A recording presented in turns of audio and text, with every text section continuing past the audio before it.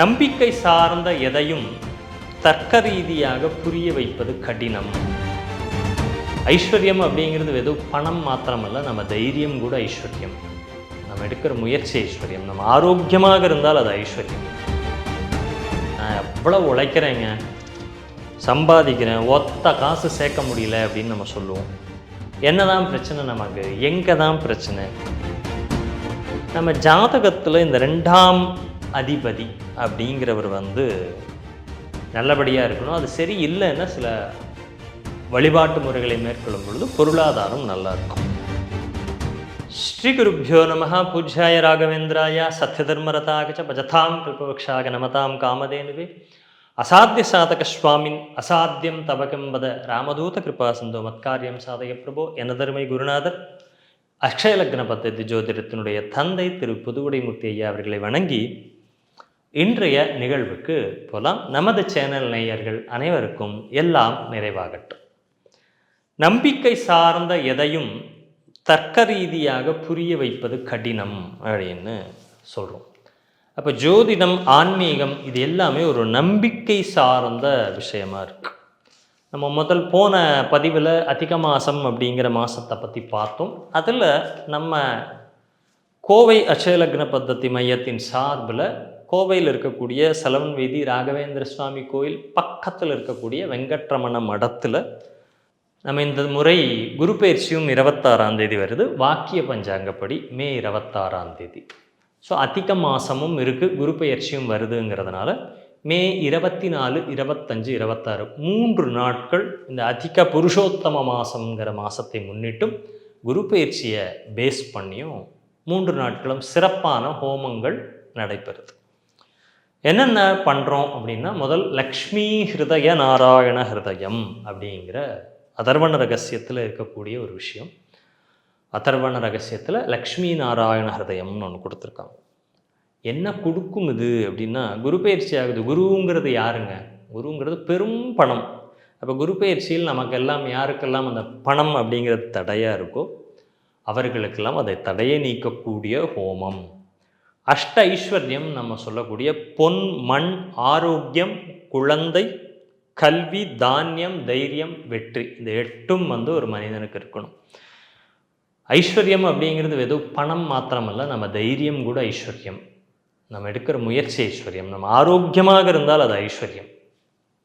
அப்போ இந்த ஐஸ்வர்யத்தை கொடுக்கக்கூடியது ஏதோ பணம் மட்டுமே அப்படிங்கிறது இல்லை. உருண்டோடிடம் பணங்காசுகள் உருவமான பொருளேன்னு அந்த மகாலட்சுமி நிலைத்து நிற்பதற்கு இந்த மாதிரியான பூஜைகள் ரொம்ப சிறப்பை தரக்கூடியது. நான் எவ்வளோ உழைக்கிறேங்க, சம்பாதிக்கிறேன், ஒத்த காசு சேர்க்க முடியல அப்படின்னு நம்ம சொல்லுவோம். என்னதான் பிரச்சனை நமக்கு? எங்கே தான் பிரச்சனை? எந்த கிரகம் நமக்கு சரியில்லை? இத்தனை சம்பாதிச்சும் நமக்கு ஒன்றுமே ஆகலையே அப்படின்னா, ஜோதிடப்படி பார்த்தோம்னா 2ஆம் இடம் அப்படிங்கிறது நமக்கு பண வரவை சொல்லக்கூடியது. 11ஆம் இடம் லாபத்தை குறிக்கக்கூடியது. சுக்கிரனும் குருவும் பணத்தை குறிக்கக்கூடிய கிரகங்கள். பாரம்பரியத்தில் பார்த்தா 2, 5, 8, 11 நம்ம சுயகர்மான்னு சொல்லக்கூடியது பணபரஸ்தானம்னு அழைப்பாங்க. ஸோ இந்த குருவும் சுக்கிரனும் நல்லா இருக்கணும். 2ஆம் இடத்து அதிபதியும் 11ஆம் இடத்து அதிபதியும் நல்லா இருக்கணும். இவர்கள் மறைவு ஸ்தானங்களில் போயோ பாதகங்களை அடையும் பொழுதோ நம்ம எத்தனை சம்பாதிச்சாலும் நம்மக்கிட்ட நிற்கலைன்னு ஒரு பெரிய நல்ல அழகிய மண் குடம் வாங்கி பார்க்க பழப்பழப்பழம் சூப்பராக இருக்குது, பெயிண்டெல்லாம் அடித்து டிசைன் பண்ணி கொடுத்துருக்காங்க. அதில் நீங்கள் தண்ணி ஊற்றுறீங்க. நீங்கள் தண்ணி ஊற்றுறதுங்கிறது நீங்கள் சம்பாதிக்கிறது. சம்பாதிச்சு கொண்டு சேர்க்கக்கூடிய ஃபினான்ஸ், அதுதான் தண்ணி. ஊட்டிகிட்டே இருக்கீங்க, அந்த தண்ணி அதில் நிற்கவே இல்லை. எங்கே எப்படி போகுதுன்னு எனக்கு தெரியல, என்னடா அதுன்னு ஒன்றுமே புரியலன்னு பார்த்து நம்ம அப்படி சுற்றி முற்றியும் பார்த்தா அந்த பானையில் அடியில் ஒரு ஓட்டை, அதை நம்ம கவனிச்சிருக்கவே மாட்டோம். அந்த ஓட்டையை அடைச்சா நம்ம ஊற்றுற தண்ணி நிற்கும். என்னடா இது நிறையவே மாட்டேங்குதுன்னு நினைக்கிறோம் பாருங்கள். அப்போ அது நிற்கும். அந்த பானையோட அடியில் இருக்கிற ஓட்டையை நம்ம கவனிக்கலாம். அந்த மாதிரி நம்ம ஜாதகத்தில் இந்த 2ஆம் அதிபதி அப்படிங்கிறவர் நல்லபடியாக இருக்கணும். அது சரி இல்லைன்னா சில வழிபாட்டு முறைகளை மேற்கொள்ளும் பொழுது பொருளாதாரம் நல்லாயிருக்கும். பணம் காசு அப்படின்னா யார் ஓனர்? நம்ம மகாலட்சுமி தாயார் தான் ஓனர். அப்போ நிறைய வழிபாடுகள் மகாலட்சுமிக்கு சொல்கிறாங்களே, என்னென்னமோ ஏலக்காய் மாலை போடு, கிராம்பு மாலை போடு, நீயே என்னது இந்த பிரியாணி இலையில பிரிஞ்சி இலையில எழுதி வைன்னு நிறைய நம்மளும் பேசியிருக்கோம், நிறைய இருக்கே சார் அப்படின்னா, அதர்வண ரகசியத்தில் சொல்லக்கூடிய விஷயம் இன்னும் சிறப்பு இல்லையா?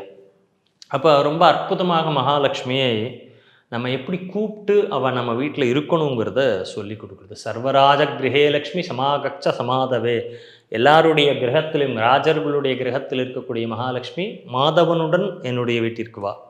அயோத்தியாதிஷு நகரேஷு, அயோத்திங்கிற நகரங்கள்லாம் எப்படி நீ வைபவமாக இருந்தையோ அப்படி இங்கே வா.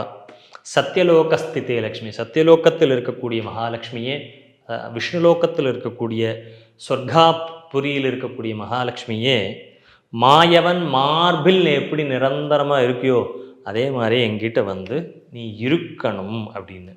அடுத்தது இந்த லக்ஷ்மி ஹிருதயத்தில் இன்னொரு சிறப்பான ஒரு இடம் அப்படின்னா, விலேக நிட்டிலே விதிர்மம லிபிம் விசிர்ஜாந்தரம் துவயா விதிக்கதவ்யமே தததி தத்பல பிராப்தகே ததந்தரஸ்தலே ஸ்புடம் கபிலவாசினி ஸ்ரீரமாம் சமர்ப்பக சமுத்திரிகாம் சகலபாகிய சம்சோஷிகாம்.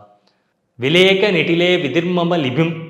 விதி அப்படின்னா பிரம்மா என்னுடைய தலையில் எழுதியதை நீ அழித்துடு, அம்மா அழிச்சிட்டு உன் கையால் என் தலையெழுத்த மாற்றி எழுதுமா, எழுதி அதன் மூலியமாக தததி தத்பல பிராப்தி, எனக்கு ஒரு நல்ல பிராப்தியை நல்ல ஐஸ்வர்யத்தை கொடுங்க. அப்படி இந்த லக்ஷ்மி ஹிருதயம் ரொம்ப விசேஷமாக தாயாரை வந்து வேண்டி அழைக்கும். அதை பாராயணம் பண்ணி அதை ஹோமம் செய்யும் பொழுது கண்டிப்பாக இதில் எல்லாரும் கலந்துக்கணும் நம்ம சேனல் வியூவர்ஸ் எல்லாங்கிறத கேட்டுக்கிறேன்.